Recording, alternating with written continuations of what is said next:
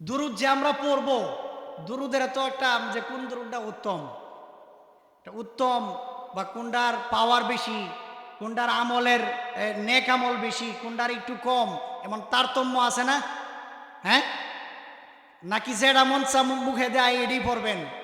আমরা তো গ্রামগঞ্জের মধ্যে মুখে দেয়া হয় যে আল্লাহুম্মা সাল্লি আলা সাইয়্যিদিনা মুহাম্মাদ ওয়া আলা আলি, আছে না? এভাবে কই, একটা অক্ষর শুদ্ধ হয় না। কোরআনে কারীমের পরে বিশুদ্ধতম কিতাব হলো বুখারী। এই বুখারীর রিওয়ায়াতে আসছে দুরুদ ইব্রাহিম, দুরুদে। আচ্ছা, এই দুরুদ শরীফটা যদি ফজিলত নাই হইতো, তাহলে কি বুখারী, ইমাম বুখারী রহমতুল্লাহি আলাই বুখারী শরীফের মধ্যে এই দুরুদ শরীফটা আনছেন? এই দুরুদের যদি গুরুত্ব নাই হইতো, তাহলে এই দুরুদটা কি নামাজের ভিতরে ঢুকায় দেওয়া হয়েছে এমনিতেই? আমরা যখন বিভিন্ন জায়গায় নেই যে হুজুর একটু দোয়া করে দিন, দোকানের মধ্যে নতুন দোকান উদ্বোধন করছি বা নতুন ঘর বানছি, তখন এই দুরুদ শরীফ পড়িয়া সূরা কেরাত পড়িয়া আমরা দোয়া পড়ি। তো অনেকেই বলে যে আনছি হুজুর রে মিলাদ শরীফ পড়ানোর জন্য, হুজুরতি দুরুদ শরীফ পড়িয়া সূরা কেরাত পড়িয়া দোয়া পড়িয়া যায়। মানে আমাদের একটা আগিলা দিনের একটা প্রচলন আছে, এটা ওই যে আল্লাহুম্মা সাল্লি আলা, আছে না? সেইটা যদি না পড়ে দোকানের মধ্যে, তো দোকানওয়ালার তৃপ্তি আসে না। কিন্তু কই ওইটা আর কই দুরুদ ইব্রাহিম, আকাশ পাতাল ব্যবধান। এই জন্য এই সমস্ত আমাদের ভুল ভ্রান্তি থেকে আল্লাহ আমাদেরকে হেফাজত করুন, সকলে বলি আমি। তো আমি বলতেছিলাম দুরুদ ইব্রাহিমের কথা। আল্লাহ রসুল বলছেন যে এই দুরুদটা পড়ো। আবু দাউদ শরীফ থেকে আরেকটা হাদিস পড়ি, আপনারা শুনেন। আবু দাউদ শরীফের মধ্যে আসছে যে রাসূলুল্লাহ সাল্লাল্লাহু আলাইহি ওয়াসাল্লাম ওই হাদিসের মধ্যে যে দুরুদের কথা বলছেন, আপনারা সকলেই পড়বেন। আল্লাহুম্মা সাল্লি আলা, পড়েন আল্লাহুম্মা সাল্লি আলা মুহাম্মাদিনিন নাবিয়্যিল উম্মিয়্যি ওয়া আলা আলি মুহাম্মাদ। এই দুইটা কথা, আল্লাহুম্মা সাল্লি আলা মুহাম্মাদিনিন নাবিয়্যিল উম্মিয়্যি ওয়া আলা আলি মুহাম্মাদ, এটাও আসছে নাসাই শরীফের হাদিসের মধ্যে আসছে এই দুরূদ শরীফটা, আল্লাহুম্মা সাল্লি আলা মুহাম্মাদ ওয়া আলা আলি মুহাম্মাদ। এতটুকু পারবেন না? এটাও যদি লম্বা হয়ে যায় যে হুজুর আরো কোনো সংক্ষিপ্ত আসেনি, তাও আছে, আছে না? এই নাসাই শরীফের মধ্যে আছে সাল্লাল্লাহু আলাইহি ওয়াসাল্লাম। এটা কি দুরূদ শরীফ না? তাতে কোনো সন্দেহ আছে? কোনো সন্দেহ নাই। জ্বলন্ত প্রমাণ হলো ইমাম বুখারী রহমতুল্লাহি আলাই, ওনার বুখারী শরীফের মধ্যে ৭,০০০-এরও অধিক হাদিস তিনি এখানে বর্ণনা করছেন। ৭,০০০-এর অধিক। তো এই ৭,০০০-এর অধিক হাদিস বর্ণনা করতে গিয়া, লিখতে গিয়া, প্রত্যেকটা হাদিসের মধ্যে সাল্লাল্লাহু আলাইহি ওয়াসাল্লাম লিখছেন উনি, সাল্লাল্লাহু আলাইহি ওয়াসাল্লাম। প্রত্যেকটা হাদিসের ক্বালা রাসূলুল্লাহি সাল্লাল্লাহু আলাইহি ওয়াসাল্লাম, হাদিস বর্ণনা করলেই তো এটা পড়তে হয়, কি বলেন? তো বুখারীর প্রত্যেকটা হাদিসের মধ্যে সাল্লাল্লাহু আলাইহি ওয়াসাল্লাম এই দুরূদ শরীফটা দেওয়া আছে। আরেকটা দুরূদ শরীফের কথা বলবো। আরেকটা দুরূদ শরীফ, দুরূদ শরীফটি হলো ছোট, কিন্তু তার পাওয়ার অনেক বেশি, অনেক বেশি। সেই দুরূদ শরীফটা কি? এই ময়দানের মধ্যে যারা আছেন আপনারা অনেকেই জানেন। জাযাল্লাহু আন্না মুহাম্মাদান সাল্লাল্লাহু আলাইহি ওয়াসাল্লাম মা হুয়া আহলুহু, বা এভাবে বলতে পারেন জাযাল্লাহু আন্না মুহাম্মাদান মা হুয়া আহলুহু। এটা যদি একবার কেউ পাঠ করে তো ৭০ জন ফেরেশতা ১,০০০ দিন পর্যন্ত যে ব্যক্তি পাঠ করলো তার আমলনামার মধ্যে নেক লিখতেই থাকে। কয়জন ফেরেশতা লেখে? ৭০ জন। কয় দিন লেখে? ১,০০০ দিন। আপনি শুধু বললেন একবার, বইলে খালি তৈরি দিছেন যে জাযাল্লাহু আন্না মুহাম্মাদান মা হুয়া আহলুহু, আপনি দুরূদ শরীফটা পড়িয়া তৈরি দিছেন। বাস 1000 দিন পর্যন্ত 70 জন ফেরেশতা তাদেরকে ক্লান্ত করে দিবে লিখতে লিখতে। আমার সাথে পড়েন, জাযাল্লাহু আন্না মুহাম্মাদান মা হুয়া আহলুহু। যারা পারেন না, মসজিদের ইমাম সাহেব যারা আছে, আপনারা সকলেই প্রত্যেকের মহল্লার মসজিদের ইমাম সাহেব হুজুররা আবার জানেন, ইমাম সাহেব হুজুররা জানেন।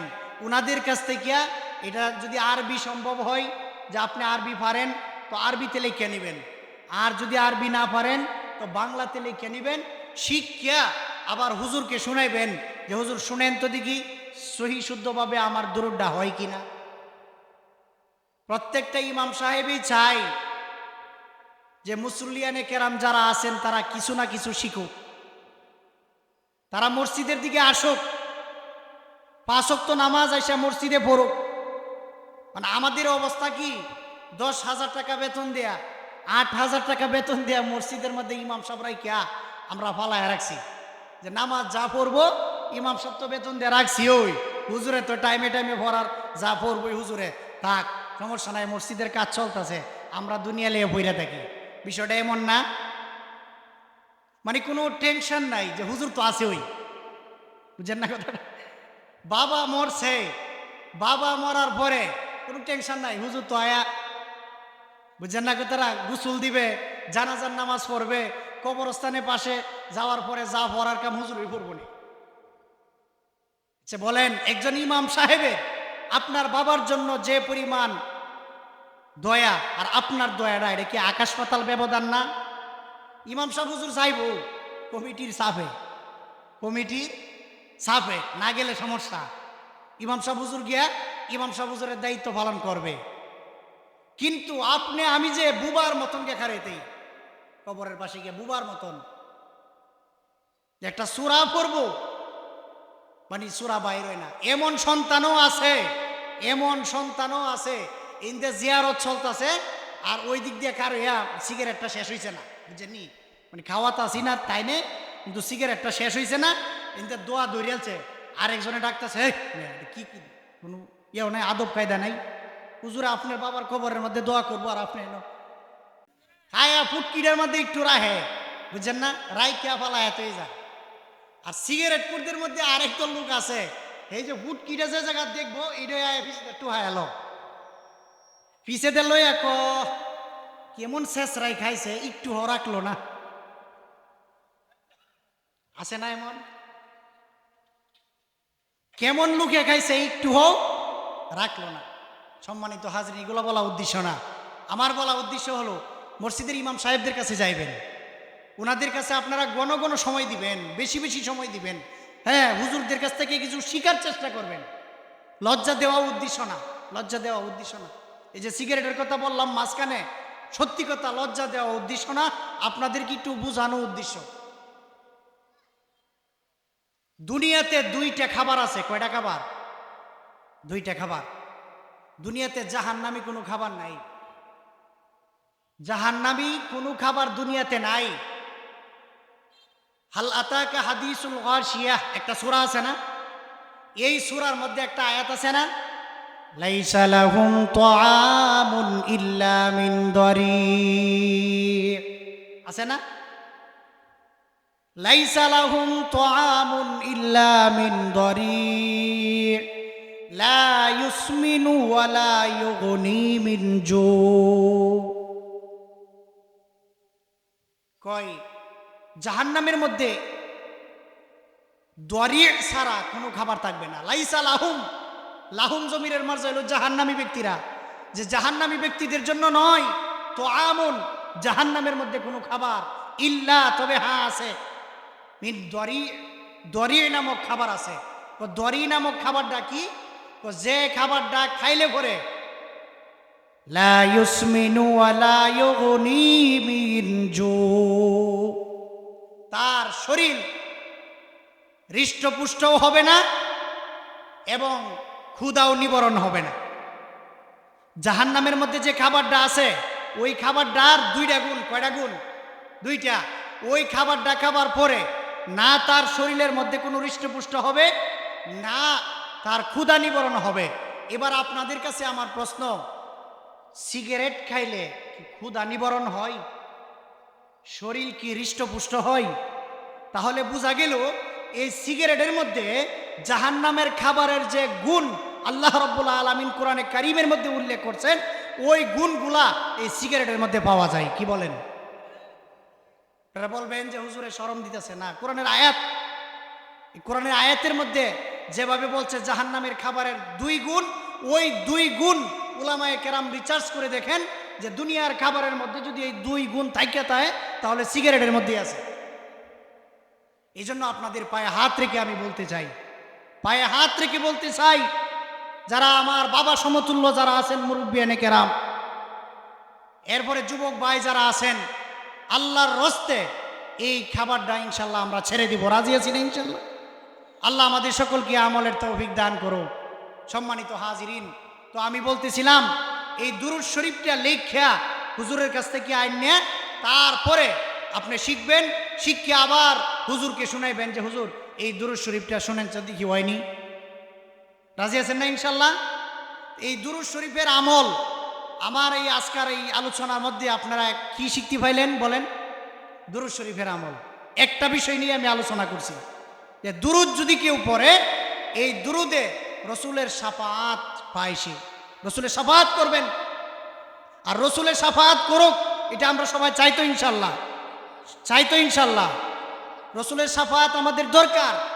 এখন আমরা যদি দুরূদের আমল আমাদের না থাকে, রসুলের সুন্নার আমল যদি আপনি আমার ভিতরে না থাকে, কাল কিয়ামতের ময়দানে যদি রসুল আপনি আমাকে নাই চিনেন, যদি নাই চিনেন, তাহলে সুপারিশ পাইব কোথায় থেকে? এই জন্য সম্মানিত হাজিরিন, আমরা সকলেই চেষ্টা করব একটা ওজিফা বানানোর জন্য, যে আমি ফজরের নামাজের পরে 10 বার, আবার মাগরিবের নামাজের পরে 10 বার, এমন একটা ওজিফা বানাইব ইনশাআল্লাহ। এই আমলটা আমি নিয়মিত করি। যেহেতু আমি নিয়মিত করি, তো আমি চিন্তা করে দেখলাম আমি করি তো শ্রোতা যারা আছে, হ্যাঁ, তাদের একটু কিছু উপকার হবে। নিজের কাছে যদি আমল থাকে, শ্রোতা যারা আছে তারা শুনলে তাদের ভিতরে একটা হিট করে। এই জন্য আমি ইনশাল্লাহ এই আমলটা প্রতিদিন নিয়মিত করি। আপনারা সবাই করবেন তো ইনশাল্লাহ?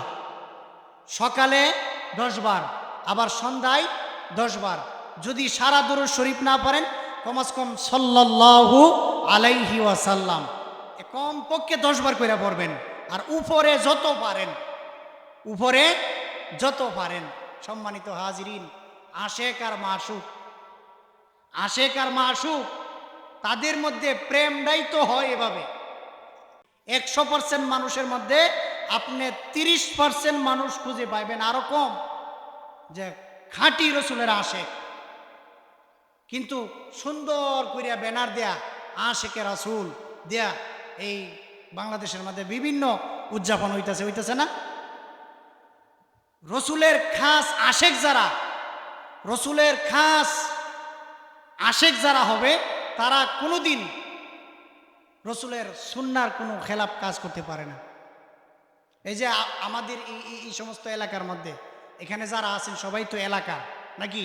এই যে এই সমস্ত এলাকার মধ্যে, হ্যাঁ, দেখবেন অনেক মানুষ আছে মসজিদের বারিন্দা দেও ঢুকে না, মসজিদের বারিন্দা দেও ঢুকে না, আর বলে মদিনাওয়ালার সাথে নাকি তার সম্পর্ক, যে নামাজ দিয়ে কি করবো, যে হানো সম্পর্ক করার হেন সম্পর্ক হয়ে গেছে গা। কিন্তু মসজিদের শুক্রবারেও হয় না, এমন মুসল্লি আছে দেখবেন, শুক্রবারেও আসে না, কিন্তু দাবি করে কি আশেকে রাসূল। আল্লাহ রাব্বুল আলামিন তাদেরকে হেদায়েত দান করুক। বিভিন্ন খানকা নিয়ে বৈশা আছে, দেখবেন বদনাম বলা উদ্দেশ্য না, আমি কি কইতাম, এরার কাছে তো আমরাই যাই, দুঃখ লাগে, ওদের কাছে তো আমরাই যাই। দাড়ি সারছে একেবারে, মনে করেন যে বুকের নিচে পেট পর্যন্ত আইছে।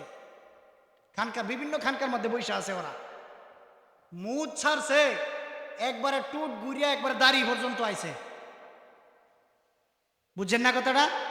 দাড়ি ছাড়ছে একেবারে পেট পর্যন্ত, নাভি পর্যন্ত, মুখ ছাড়ছে একেবারে তুতার নিচে, আর এরপরে ডিজে কই গেছে এটা আমি কইলাম না, এটা আপনারা বিবেকের উপরে ছাড়িয়ে দিলাম। নাভির নিচের ডিজে কোন পর্যন্ত গেছে, এই যে কত মানে মাসের কি মাস পরে সাক্ষাৎ নাই। তারা হলো আশেকে রাসূল দাবি করে, আমরাই তাদের কাছে যাই। দোষ আমাদের, দোষ আমাদের। এই জন্য সম্মানিত হাজিরিন, এই সমস্ত লোকদেরকেও ভাত্তা দিব না, ঠিক আছে? আশেকে রাসূল কি আমাদের বাংলাদেশে বিভিন্ন মাদ্রাসার মধ্যে আছে না নাই? কিন্তু আমরা ওনাদেরকে চিনি না।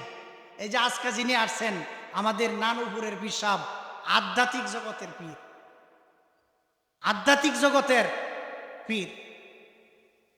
আমাদের হাকিমুন নফস মাওলানা মুস্তাকুন নবী সাহেব হুজুরকে আপনারা তো সবাই দেখছেন, হুজুরের চাইতে অনেক উপরের তবকার মানুষ। হুজুরের কাছে তো সাধারণত মানুষ গিয়ে আমরা মুরিদ হইতে পারি, কিন্তু আজকে যিনি আমাদের প্রধান মেহমান, উনার কাছে হইল সমস্ত আলেমরা মুরিদ। বুঝাইতে পারছি কথা না? সমস্ত আলেমদের পীর, হাজার হাজার আলেম উনি জন্ম দিতেছেন। এই জন্য সম্মানিত হাজিরিন, কেউ উঠা বসা করবেন না, আপনারা সকলেই ধৈর্য সহকারে বসেন। অল্প সময়ের ভিতরেই হুজুর আসতেছে, হ্যাঁ, আপনারা সবাই উঠা বসা করবেন না। আর এই দুরূদ শরীফের আমলটা সবাই ঠিক মতো প্রতিদিন মাগরিবের পরে 10 বার, হ্যাঁ কমাস কম, এবং ফজরের নামাজের পরে 10 বার। এই দুরুদের আরেকটা ফজিলত বলি আপনাদের কাছে, এই দুরুদের আরেকটা ফজিলত বলি, হ্যাঁ খুব চমৎকার, আপনারা শুনলেই বুঝবেন। এই দুরূদ শরীফ পাঠ করার কারণে হ্যাঁ মর্তবা আল্লাহ রাব্বুল আলামিন কোন পর্যন্ত নিচে ওই লোকের, আপনারা সকলে বুঝবেন। কিতাবের মধ্যে আসছে আফগানিস্তানের অনেক আগের প্রেসিডেন্ট বাদশাহ সুলতান মাহমুদ, নাম শুনছেন না? কিতাবের মধ্যে সত্য ওয়াকিয়া বাদশাহ সুলতান মাহমুদ। এই বাদশাহ সুলতান মাহমুদের অনেক বড় আশা ছিল নবীকে স্বপ্নে দেখার। নবীকে স্বপ্নে দেখার বড় কি ছিল? আশা ছিল কার? বাদশাহ সুলতান মাহমুদের। দুইটা আশা ছিল, একটা আশা ছিল নবীকে স্বপ্নে দেখবে, আরেকটা আশা ছিল উনার পৃথিবীতে ভালো মানুষ কারা তাদের একটু পরিচয়টা যাতে পায় উনি। পৃথিবীতে ভালো মানুষ যারা, হ্যাঁ তাদের পরিচয় খুঁজত উনি। আর রসুলকে স্বপ্নে যুগে দেখার জন্য হ্যাঁ উনি অনেক চেষ্টা করতেন। কিন্তু 12 বছর যুগের পর যুগ অতিবাহিত হয়ে যাইতেছে, কিন্তু রসুলকে স্বপ্নেও দেখেন না, পৃথিবীর মধ্যে ভালো মানুষ কারা এটাও খুঁজে পান। তো উনি রাষ্ট্রীয় কাজ সেরে উনি উনার বাসভবনের দিকে যাইতেছেন। রাষ্ট্রীয় কাজ সেরে রাত্রে প্রায় 12টার দিকে আরও পরে। তো উনি উনার বাসায় যাওয়ার পথে তাকায় দেখেন ওই যে পুরসভার লাইট জ্বালানো থাকে না, লাইট, এই পুরসভার লাইটের নিচে একজন মাদ্রাসার তালিবুল ইলম কোরআনে কারিমের তেলাওয়াত করতেছে পুরসভার লাইটের নিচে। বাদশাহ সুলতান মাহমুদ গজনবী রহমতুল্লাহি আলাইহি, উনি শুধু বাদশাহ ছিলেন না, উনি একজন আল্লাহর ওলিও ছিলেন। প্রতিদিন রাষ্ট্রীয় কাজ সেরে 200 রাকাত নফল নামাজ পড়তেন। ছেলেটা মাদ্রাসার ছেলে, কনকনে শীতের মধ্যে বসে কোরআনে কারিমের তেলাওয়াত করতেছে। সরাসরি গোড়া থেকে নেমে পড়লেন, ছেলেটাকে জড়িয়ে ধরে গোড়ার মধ্যে আবার বসায়া দিলেন। ডাক দিয়া বললেন, বাবা এখানে তুমি কি করো? ছেলেটা চোখের পানি ছেড়ে দিয়ে বলল যে আঙ্কেল, আমার বাবা একজন রিক্সা চালক, ওই পাশের মাদ্রাসার মধ্যে আমি পড়ালেখা করি। আমার সাথী ভাইয়েরা তারা 2 পৃষ্ঠা 3 পৃষ্ঠা 5 পৃষ্ঠা সবক হেফজ মুখস্থ করে তারা শুয়ে যায়, হারিকেল তারা নিভিয়ে ফেলে। আমি আর আলু পাই না যে আলুর মধ্যে বসে আমি আমার সবক মুখস্থ করব। ওই পুরসভার লাইটের নিচে আমি এসে পড়েছি আমার সবক মুখস্থ করার জন্য। এবার ডাক দিয়া বলে, বাবা তুমি বলো তোমার জীবনের কি আশা আছে? ছেলেটা ডাক দিয়া বলল, আঙ্কেল আমার জীবনে বেশি কিছু আশা আমার নাই, তবে দুইটা মাত্র আমার আশা, যে আমার যদি একটা হারিকেল হইতো, আর আমার শীতের জামা নাই, যদি আমার একটা জ্যাকেট হইতো, তাহলে আমি সুন্দর করে কোরআনে কারিমের হেফজ পড়তে পারতাম। ছেলেটাকে বাসায় নিল, বাসায় নিয়া একটা থলের মধ্যে 1 বৎসর পড়ালেখার খরচ, একটা নতুন হারিকেন আর একটা নতুন জ্যাকেট ছেলেটাকে পরাইয়া তার উজিরকে বলল, ছেলেটাকে গিয়া এবার মাদ্রাসায় দিয়ে আসো। উজির যখন ঘোড়ার মধ্যে সোয়ার করাইয়া ছেলেটাকে মাদ্রাসার দিকে নিয়ে যাবে রওনা হয়ে গেল, বাদশাহ সুলতান মাহমুদ রহমতুল্লাহি আলাই আবারও ডাক দিলেন, এই থামো থামো, আমি ছেলেটাকে আর একটু দেখে দেই। ছেলেটাকে আবারও দেখলো, আবারও বলল, ঠিক আছে নিয়ে যাও। আবারও যখন নিয়ে যাইতে আরম্ভ করলো, আবারও ডাক দিয়া বলল যে দাঁড়াও, আমি ছেলেটাকে আবারও দেখি, আরেকটু দেখে নেই। এবার ছেলেটা ডাক দিয়া বলল, আঙ্কেল, বারবার আমি চলে যাইতে চাই, আপনি আমাকে ডাক দিয়া দাঁড়া করান, মনে হয় আপনি আমাকে কিছু একটা বলবেন, মনে হয় আপনি আমাকে কিছু একটা বলবেন। এবার সুলতান মাহমুদ গজনবী রহমতুল্লাহি আলাই বলেন যে হ্যাঁ, আমি তোমাকে একটি কথাই বলবো বাবা, আমার জীবনের 2টা আশা ছিল, একটা হলো নবীকে স্বপ্নে দেখার, আর আরেকটা হলো পৃথিবীতে ভালো মানুষ চিনার। এই 2টা আশা ছিল বাবা গো। তুমি মাদ্রাসায় যাইয়া আল্লাহ রব্বুল আলামিনের কাছে একটু দোয়া করবা, আমার দীর্ঘদিনের এই আশাটা যাতে আল্লাহ রব্বুল আলামিন পুরা করে।